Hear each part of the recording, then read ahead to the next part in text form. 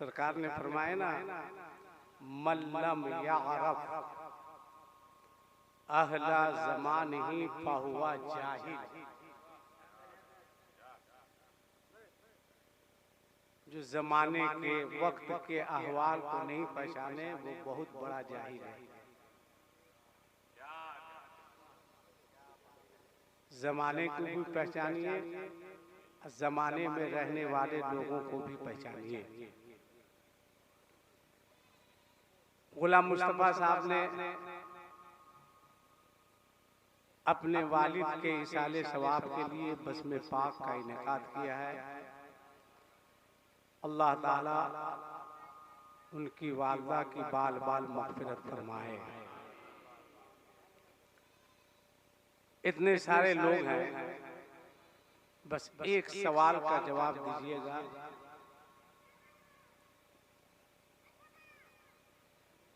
इसमें से कितने लोग हैं जो हफ्ता में एक दिन कब्रिस्तान जाकर फातिहा पढ़ते हैं? वो लोग हाथ उठाइए। हफ्ता में एक दिन। हाँ, जो लोग जाते हैं वो लोग उठाइएगा। 4-5 लोग। बकिया लोग क्या करते हैं?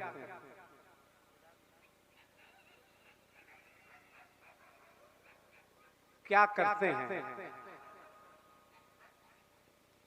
मिलाद शरीफ में आए, जलसे में आए, 10-20 मरतबा नारा लगा लिए, पक्का मुसलमान हो गए, चल दिए। जुमा में इमाम साहब तकरीर करते हैं, मरना है, कितना असर हुआ। उसके बाद भी बेहया बेशरम अपने आप को मुसलमान कहलाने वाले शराब पीते हैं।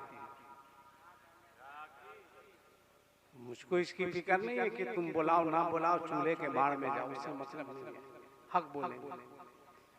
बेहया है वो, बेशरम है वो, जो एक मुसलमान होने के बावजूद शराब पीता है। बेहया है वो जो एक मुसलमान होने के बावजूद जुआ खेलता है। जलसे में आके नारा लगा दिया, गौस का दामन, ख्वाजा का दामन, आला हजरत का दामन, चिल्ला लिया, हल्ला हंगामा कर लिया। कहां हो तुम? कहां हो तुम? वसीम रज़वी ने एक लफ्ज बोला, उसके खिलाफ हम जान देने के लिए तैयार हो गए, एहतजाज करने के लिए निकल गए, मगर इन शराबियों के खिलाफ एहतजाज करने के लिए कौन निकलेगा? इन जुआरियों को लगाम कौन देगा? अपने बच्चों को रोको रोको रोको रोको, मोहल्ले को, समाज को, माशरे को सुधारो, वरना आने वाले वक्त में घर घर पियंकड़ नजर आएगा, शराबी नजर आएगा। होना तो ये चाहिए कि पूरा समाज, पूरा माशरा मिल करके ये तय करे कि अगर कोई शराबी है, उसके घर में कोई फंक्शन होता है, तो हम पूरी जमात के लोग उसका बाइकाट करते हैं। आप रोकिए इसको। जलसा मिलाद में आने का क्या मतलब? आपको कहा जाए कि आप सुन्नी हैं, हम सुन्नी हैं, हम जन्नत में जाएंगे, जैसे लगता है जन्नत तुम्हारे बाप की जागीर है। तुम हो कहां भाई? किस दुनिया में? तुम्हारे पास इतना वक्त नहीं है कि 10 मिनट जाकर के कब्रिस्तान में फातिहा पढ़ सकते।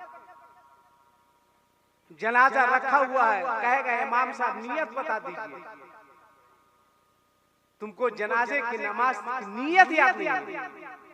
किसी का इंतकाल हुआ, इतने लोग हैं, किसी का इंतकाल हुआ, अब देखिए किसका इंतकाल होगा। कौन है ये? कौन है जी? ओ अच्छा अच्छा, वो जो नाथ शरीफ पढ़ते हैं ना, ये नाथ पढ़ते हैं गुलाम मुस्तफा भाई, हम लोग क्या भाड़ जोड़ते हैं? माशाल्लाह, ये देखिए दिलबर शाही, क्या कहना है, अल्लाह ताला एक साल सलामत रखे इनको। नहीं, फिर मुलाकात होगी, फिर इसका टाइम बढ़ा देंगे।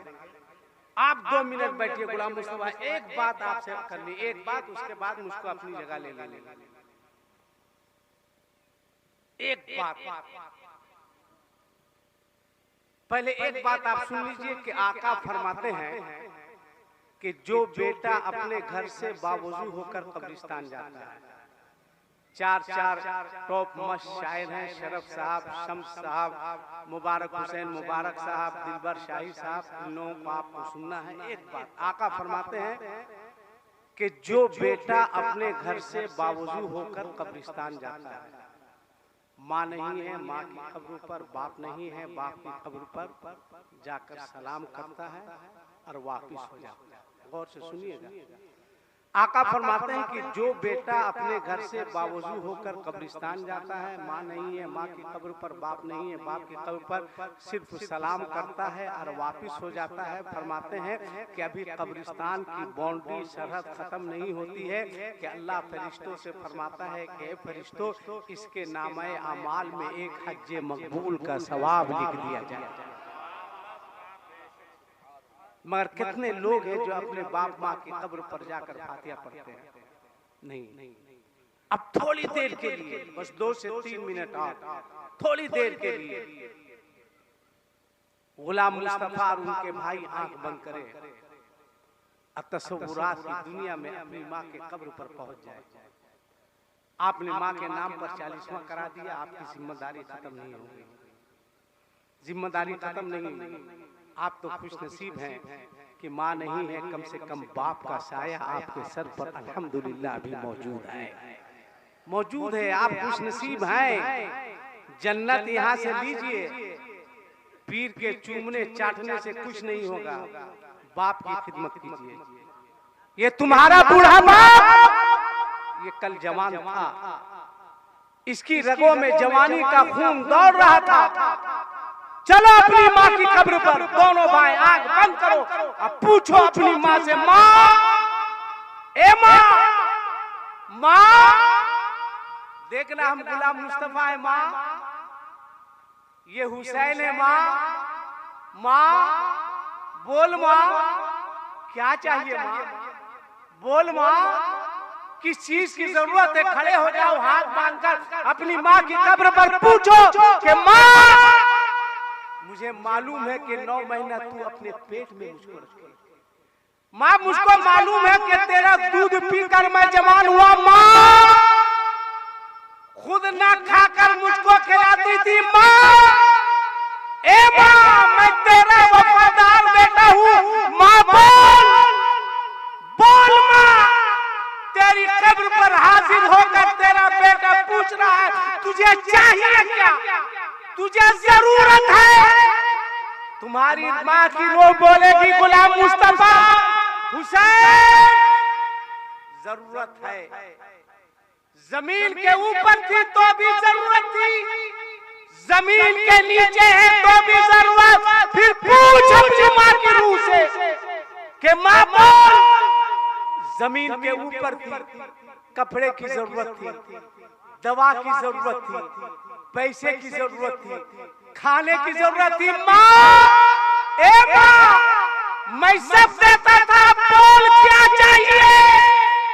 कपड़ा चाहिए, दवा चाहिए, पैसा चाहिए, खाना चाहिए। तुम्हारी माँ की रूह बोलेगी बेटा तू मेरा वफादार है, हम वफादार है, बोल क्या चाहिए? तुम्हारी माँ की रूह बोलेगी ए बेटा जरूरत कल भी थी, जरूरत आज भी है, जमीन के ऊपर थी, कपड़े की जरूरत थी, जमीन के ऊपर थी, दवा की जरूरत थी, जमीन के ऊपर थी, पैसे की जरूरत थी, जमीन के ऊपर थी, खाने की जरूरत थी।